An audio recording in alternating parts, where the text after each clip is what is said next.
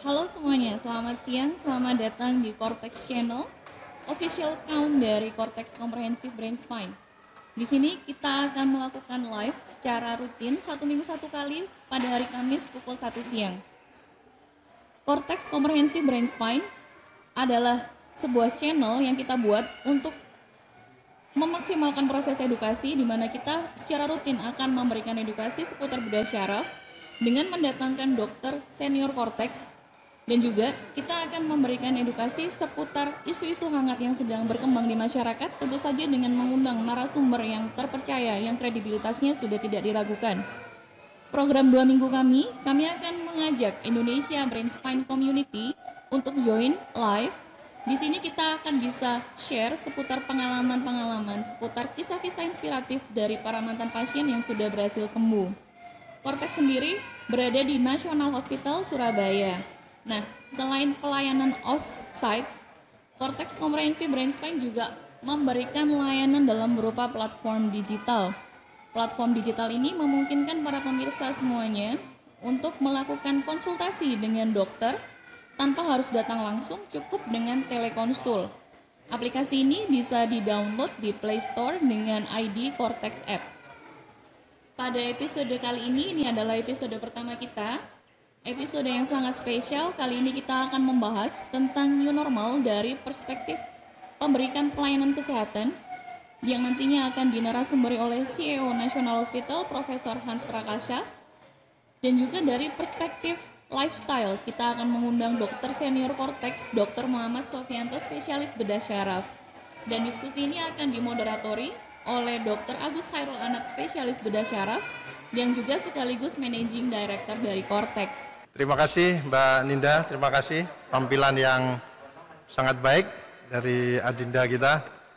Assalamualaikum warahmatullahi wabarakatuh. Waalaikumsalam warahmatullahi wabarakatuh. Selamat siang dan salam sejahtera untuk kita semuanya.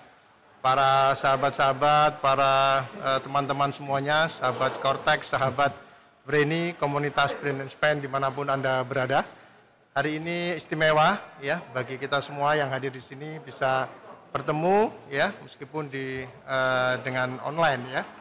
Bapak Ibu sekalian yang berbahagia, bagaimana yang disampaikan oleh Mbak Ninda, moderator atau MC kita tadi, bahwa hari ini adalah edisi perdana dari kami dari Cortex Channel. Jadi sekarang kita ada Cortex Channel, di mana dengan Cortex Channel ini diharapkan kita berbagi dengan masyarakat ya terkait masalah kesehatan, masalah lifestyle, well style, terkait dengan pengetahuan-pengetahuan baru ya, kondisi-kondisi tekstual sekarang, tips-tips nanti yang akan bisa dinikmati oleh semuanya, para sahabat-sahabat semuanya. Dan khusus edisi perdana ini materinya cukup istimewa ya. Kenapa? Karena kita tahu sekarang para sahabat semuanya, kita mendengar istilah new normal ya. New normal ini sudah banyak sekarang. Nah, tentu banyak pertanyaan ya kepada kita, apa ini new normal? Bagaimana kita mensikapi kondisi saat ini, new normal ini, ya kan? Apa saja yang perlu dipersiapkan? Apakah betul kita ini sudah masuk new normal? Ya, kemudian tips-tips apa yang harus kita siapkan sebagai seorang pribadi, ya, sebagai keluarga, kemudian sikap kita dengan masyarakat, bagaimana fasilitas kesehatan. Ini dua topik yang lagi hot ya, sekarang lagi hot ini. Oleh karena itu, kami menghadirkan di sini dua narasumber yang sangat luar biasa. Yang pertama adalah yang Profesor Hans. Selamat siang, Prof. Ya, terima kasih kehadirannya. Yang kedua, Dr. Sofianto, ya, senior dokter dari Cortex. Yang pertama nanti akan bicara adalah Prof. Hans. Kita tahu Profesor Hans ini adalah CEO dari National Hospital, ya, beliau sudah sangat luar biasa, banyak dikenal oleh kalangan baik medis maupun non medis, pembicara di dalam maupun luar negeri, ya. Beliau juga sempat mendalami pengetahuannya di Harvard University, CEO National Hospital, konsultan rumah sakit di mana-mana, dan sekarang adalah CEO dari National Hospital Surabaya. Tidak berpanjang kata ini, Prof. Jadi langsung saja barangkali kita akan membahas ya, menyampaikan kepada sahabat-sahabat semuanya, sahabat-sahabat Brain Spine, sahabat komunitas, serta teman-teman semuanya yang ada di manapun berada, karena ini banyak juga yang confirm dari mana-mana ini Prof yang ikut. Ya, tentang bagaimana medical ya, bagaimana fasilitas kesehatan ini di era sekarang ya, kira-kira apa yang perlu diketahui. Mungkin nanti dibahas sebentar tentang new normal, Bro. Kemudian bagaimana kita menghadapi dan bagaimana fasilitas kesehatan menghadapi era new normal ini. Barangkali itu Prof ya. Monggo silakan Prof, nanti dilanjut dengan Dr. Sofyan. Silakan Prof. Ya. Terima kasih Dr. Agus, Sofyan. Selamat siang Bapak Ibu, teman-teman semua yang gabung di komunitas dari Brain and Spine, dari Cortex, dan dari dimanapun yang ada di seluruh penjuru Indonesia dan mungkin juga yang ada di luar negeri. Salam sehat. Saya kira ini yang menjadi satu pendahuluan yang penting sekarang kita punya. Salam sehat ya. Ya, segala sesuatu, tapi yang paling utama adalah kita punya kesehatan. Ya, di masa pandemi ini. Ya. Oke. Salam dari kami di National Hospital. Jadi ini diliput dari lobi National Hospital di Surabaya. Ya, ketika kita bicara tadi Dr. Agus sudah menyampaikan pengantar dengan baik sekali bahwa sekarang terminologi yang sedang banyak dipahami atau didengung-dengungkan adalah the new normal. The new normal ini satu kondisi memang di mana kita menyikapi satu kondisi yang sangat berbeda terhadap pandemi ini. Kalau sebelumnya kita berharap pandemi ini bisa segera atau COVID-19 segera berakhir kemudian hilang dari penjuru bumi. Dengan kondisi new normal ini konsepnya adalah bagaimana kita hidup bersama-sama dengan kondisi COVID-19. Prof, ini ada beberapa pertanyaan ini yang masuk ini. Cuman saya pilih aja yang agak penting ya. Yang menurut saya banyak pertanyaan ya dari sahabat-sahabat masyarakat ya. Ini takut sih saya nih ke rumah sakit ini. Gitu kok takut ini. Gimana nih masalah gitu kan? Nah ini padahal dia perlu berobat. Mau kemana dia berobat kalau nggak ke rumah sakit? Nah sekarang dia takut gitu kan. Bagaimana sih kriteria rumah sakit yang aman ya untuk dikunjungi di dalam masa ini, atau bagaimana National Hospital mensikapi ini? Tadi memang sudah disebut, barangkali Prof bisa ditekankan lagi. Iya.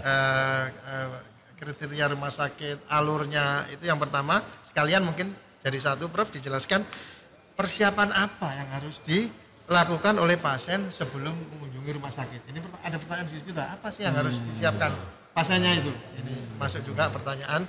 Kalau saya ke rumah sakit ini seperti apa sekarang ini era ini? Jadi dua hal itu mungkin Prof bisa disampaikan. Ya, mari silakan Prof. Iya, menarik ya. Saya kira ini takut ini jadi satu istilah yang memang dialami oleh kita semua saat-saat seperti ini. Seorang pasien takut pergi ke rumah sakit, seorang pasien takut ketemu dokter, seorang pasien takut pergi ke rumah sakit karena takut bersinggungan atau ketemu dengan pasien-pasien yang lain. Tapi kalau dilihat dari sisi yang lain, dari sisi dokternya juga kadang-kadang takut sama pasien. Jadi saya kira sama ini. Sama aja. Jadi satu hal yang menarik di mana ketakutan jadi momok utama untuk seperti dalam kehidupan kita. Ketakutan itu hal yang wajar, cuma bagaimana kita mengatasi rasa takut. Di National Hospital kita menerapkan protokol bahwa kita harus perdalam dulu tuh. Takutnya apa ini? Takutnya adalah penularan. Sehingga yang kita berikan adalah satu, ketika pasien mau masuk di bagian depan dari lobi ataupun di pintu-pintu masuk kita udah siapkan thermal detector. Thermal detector ini adalah untuk melihat bagaimana paling tidak kondisi suhu badan pasien. Masing-masing akan diidentifikasi seperti yang Bapak Ibu bisa lihat di sini. Kalau stiker hijau itu artinya semuanya baik-baik saja. Tapi kalau ada warna yang lain, kalau di mall biasanya nggak boleh masuk. Kalau di rumah sakit ya, kalau demam ya masuk karena dia ke rumah sakit salah satunya kan demam gitu. Sehingga ada protokol tersendiri di mana kita pisahkan orang-orang tersebut. Jadi setelah masuk Kemudian kita membedakan akses layanan antara layanan-layanan yang sifatnya mengarah ke COVID dengan yang nggak ada kaitannya dengan gejala-gejala COVID. Contohnya di IGD kita punya 2 bagian sekarang. Tenda IGD itu akan melayani pasien-pasien yang kita suspek atau kita curigai ke arah COVID. Sementara bangunan utama IGD itu untuk kasus-kasus umum selain COVID. Dari kondisi klinik juga kita pisahkan, klinik-klinik yang melayani COVID itu ada di area yang berbeda sama sekali dengan area-area yang non-COVID. Apalagi area teman-teman Cortex yang ada di lantai 3, yaitu memang area-area yang betul-betul sangat jauh berbeda dengan kondisi yang kita melayani di area COVID. Oke, kemudian dari sisi pelayanan, kami memiliki 2 pelayanan utama, yaitu tes serologi untuk melihat antibodi dari COVID, dan yang kedua adalah PCR. Sekarang keduanya ini merupakan mata atau diagnostik utama untuk menentukan seseorang ini COVID atau bukan. Kita menerapkan screening massal ya, untuk pasien-pasien yang mau mondok rawat inap di National Hospital. Setiap pasien itu kami berikan pelayanan untuk screening antibody dan screening swab. Jadi keduanya itu kita jalankan kepada setiap pasien untuk menentukan di lokasi mana pasien ini akan mondok. Jadi ada lantai-lantai yang kita khususkan untuk COVID, ada dengan standar yang tinggi, ada lantai-lantai yang memang bukan untuk COVID dengan perbedaan yang jelas dan bahkan alur pasiennya juga berbeda. Bukan itu saja Bapak Ibu teman-teman sekalian, bahwa bahkan penunggu pasien itu kita berikan fasilitas gratis untuk screening COVID-19. Jadi gratis, bukan hanya gratis. Wah, luar biasa ini. Bukan hanya pasiennya, jadi kami memahami betul di lantai-lantai yang non COVID ini new normal berjalan. Jadi pada penunggu pasien kita berikan screening secara gratis, sudah termasuk di dalam pelayanan kita.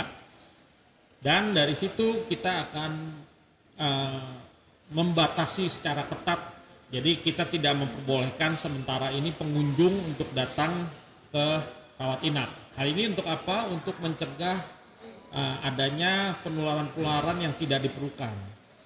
Jadi langkah-langkah ini kita lakukan semata-mata semuanya untuk demi keamanan pasien kita. Selain yang saya sampaikan bahwa seluruh tenaga kesehatan kita, termasuk Dr. Sofyan, Dr. Agus, dan saya sendiri, setiap secara berkala, setiap beberapa minggu itu kita melakukan screening COVID secara berkala.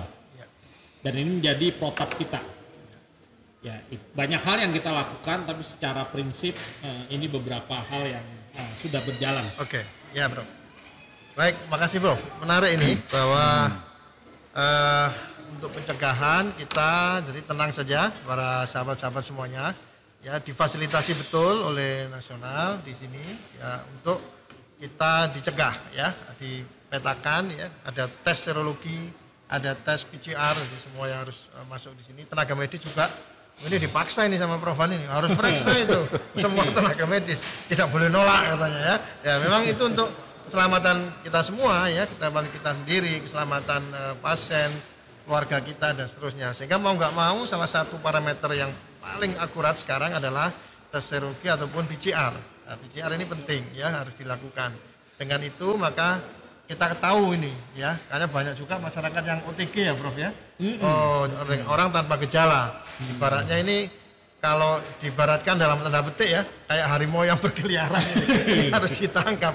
Kalau PDP itu harimaunya sudah ditangkap, ditaruh di tempatnya, di kandangnya, sudah jelas aman. Yang harus kita ini kan orang yang OTG, yang tidak jelas, dia mau karirlah, ini yang harus diamankan ketika masuk ke fasilitas kesehatan.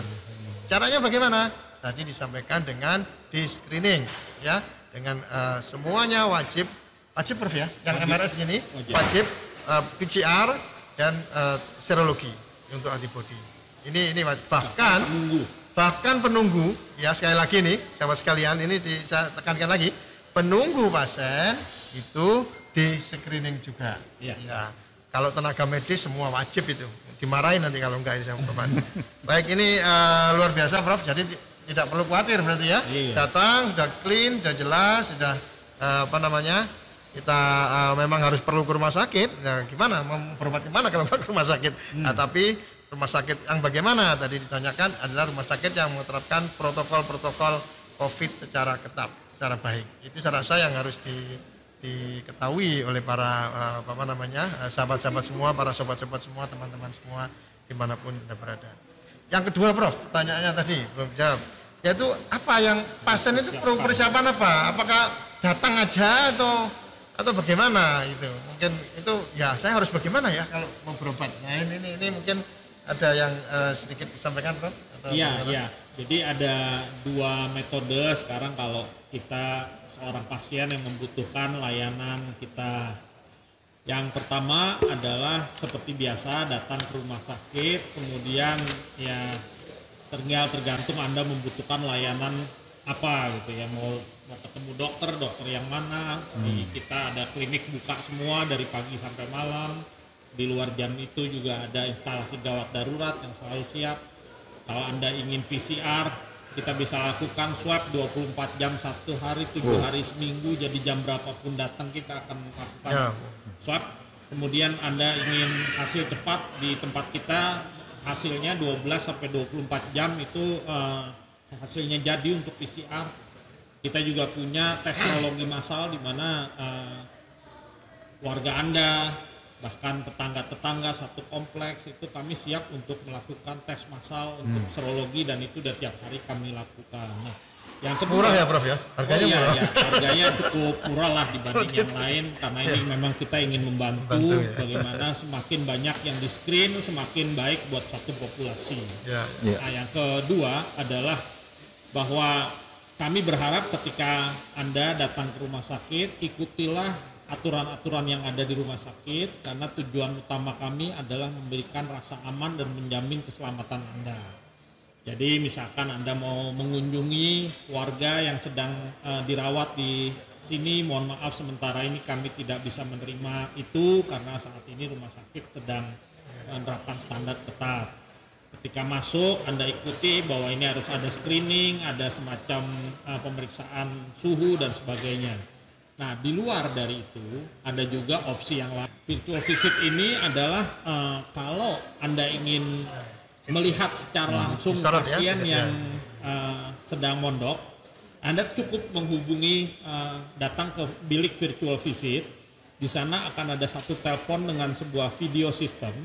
Anda tinggal angkat, pencet nomor kamarnya, orangnya akan kelihatan di sana, sehingga berbicara dalam lewat virtual visit semuanya akan lebih nyaman dan aman lah. Nah, selain daripada itu, kita juga punya teleconsultation.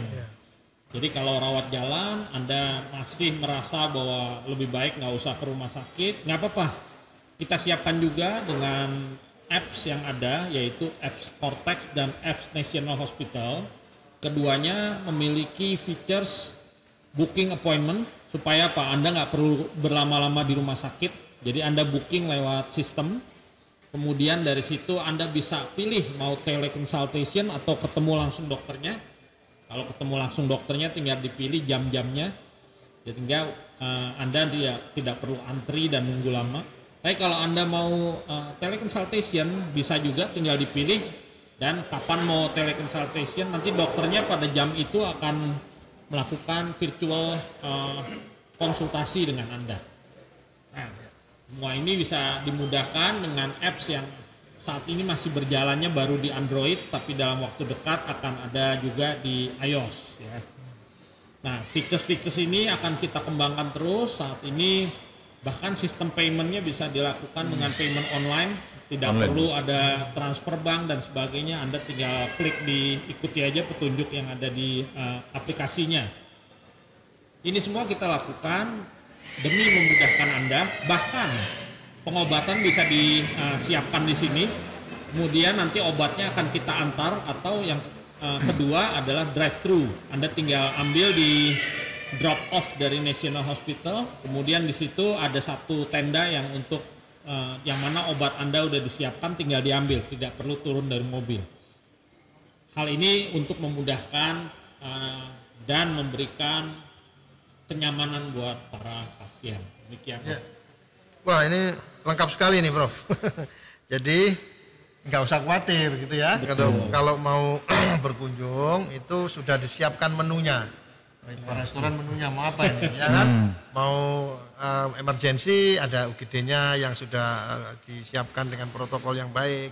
Kemudian kalau mau konsultasi ada fasilitas digital. Ya mau nggak mau memang ini kebutuhan kita dan ini siap, gitu ya. Nasional, kemudian kebetulan juga dengan Cortex dengan nasional mengembangkan aplikasi ya dari para sahabat-sahabat semua, para dari komunitas kalau mau ingin konsultasi nggak perlu repot ya, cukup lewat aplikasi ya, daftar online sudah bisa ketemu. Nanti tinggal semuanya diatur di situ. Jadi mudah sekali. Jadi nggak usah harus datang, kecuali kalau memang diperlukan nanti datang. Jadi sudah sangat dimudahkan sekarang ya. Jadi tidak perlu bingung ya. Ada telekonsultasi digital ya. Bahkan kalau ke rumah sakit ada virtual visit. Nah ini menarik. Mungkin baru di nasional kayaknya virtual visit. Hampir semua rata-rata protokolnya sama. Dia akan membatasi ya. Tapi di nasional diberikan ruang untuk keluarga tetap bisa kontak sama pasien ya yang lagi mondok itu, gitu kan? Karena ya stres juga, Bro. Betul. Iya kan? Kalau di dalam, waduh saya nggak bisa bayangkan kalau nggak ketemu. Makanya dibuatlah fasilitas virtual ya untuk bisa kontak terus dengan pasien yang lagi mondok. Termasuk payment juga bisa online. Ya ini luar biasa. Terima kasih, Prof. Prof, ini pertanyaan penting ini menurut saya ya. Untuk anak-anak bagaimana? Nah ini, anak-anak ini apakah aman dibawa ke rumah sakit kalau untuk imunisasi ataukah ada cara khusus ini di nasional itu atau ada bagaimana ini klinik anak supaya tetap bisa terakomodasi ya di mungkin nasional punya program rasanya itu ya untuk anak-anak. Iya. Silakan, Prof. Terkait dengan anak-anak, jadi sejak awal berdiri rumah sakit ini klaster untuk anak-anak, maksud saya klinik untuk anak-anak itu letaknya selalu terpisah dibanding klinik-klinik yang lain. Ya. Jadi kondisinya tentu dengan jalur masuk yang berbeda, area yang berbeda, ruang tunggunya berbeda, kita melihat bahwa kondisi ini relatif aman. Ditambah lagi pada kondisi saat ini yang kita lakukan adalah kita membuka satu klinik yang namanya pop-up klinik. Pop-up klinik. Ya, pop-up klinik itu letaknya ada di sebelah Starbucks. Jadi itu di lobi. Bahkan bisa diakses itu dari tempat parkir di area pinggir jalan besar ya.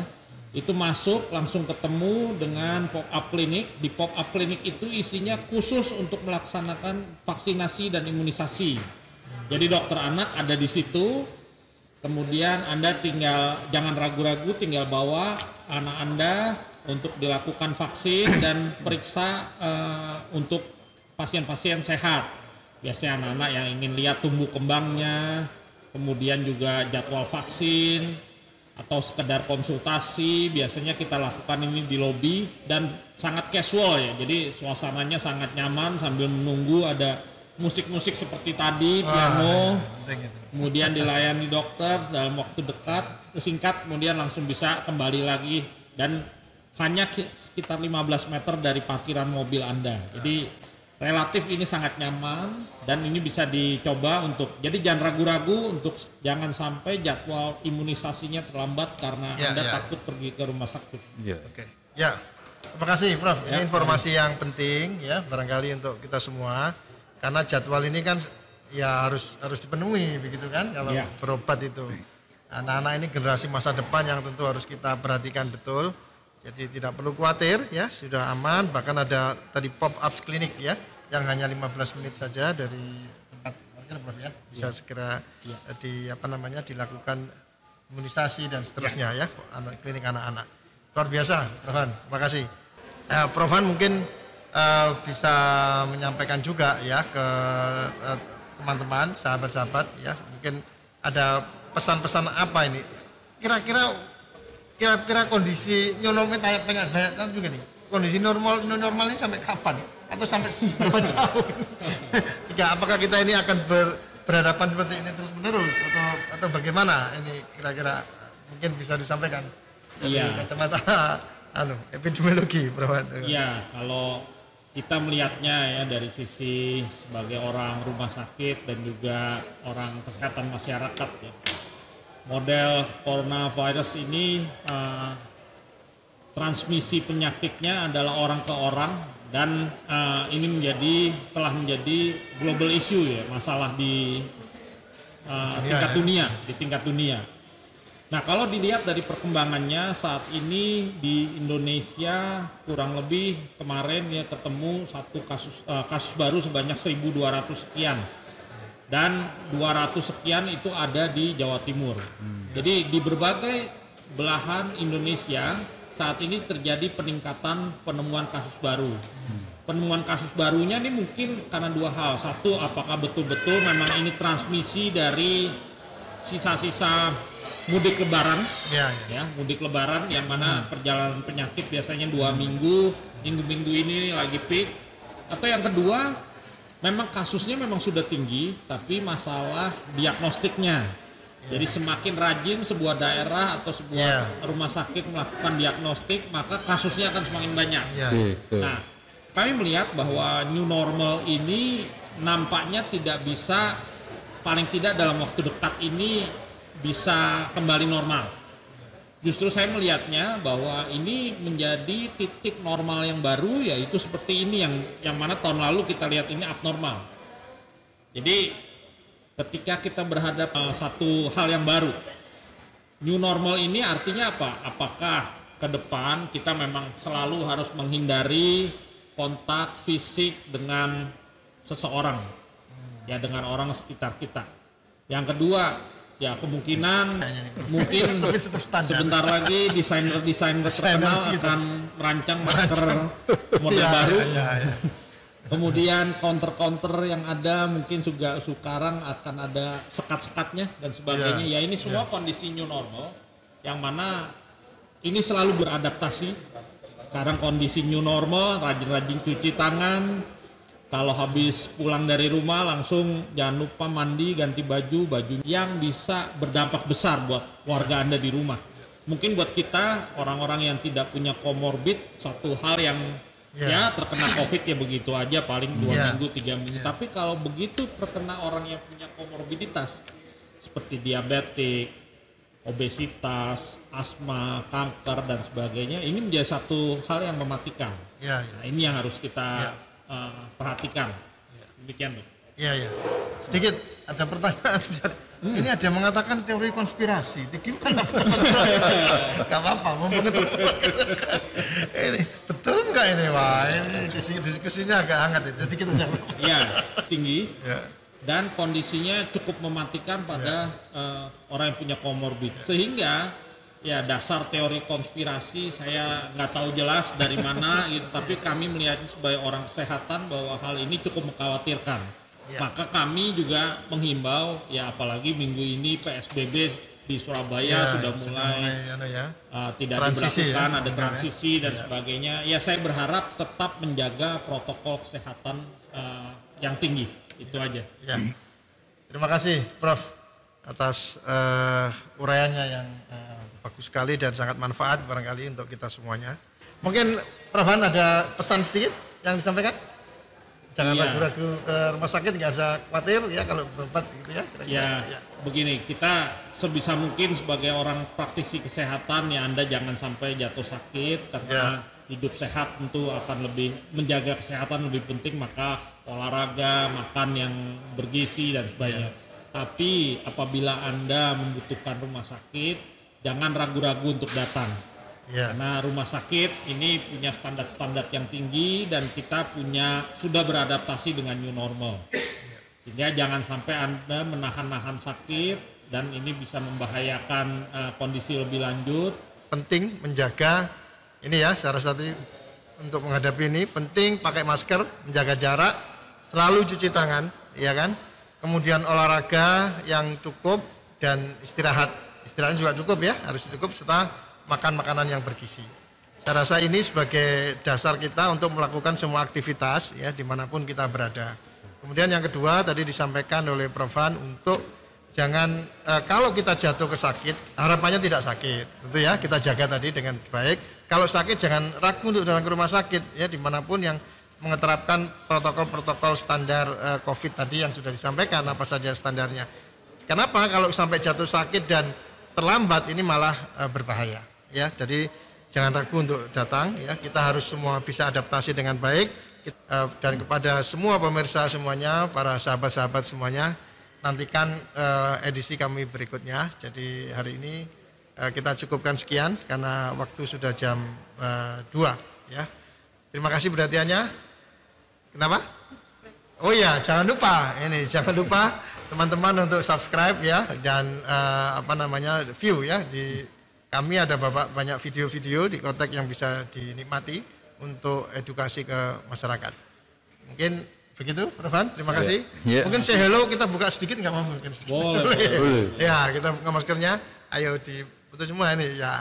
Terima kasih atas perhatiannya ya. Salam sehat. Salam sehat semuanya ya. Salam sehat ya.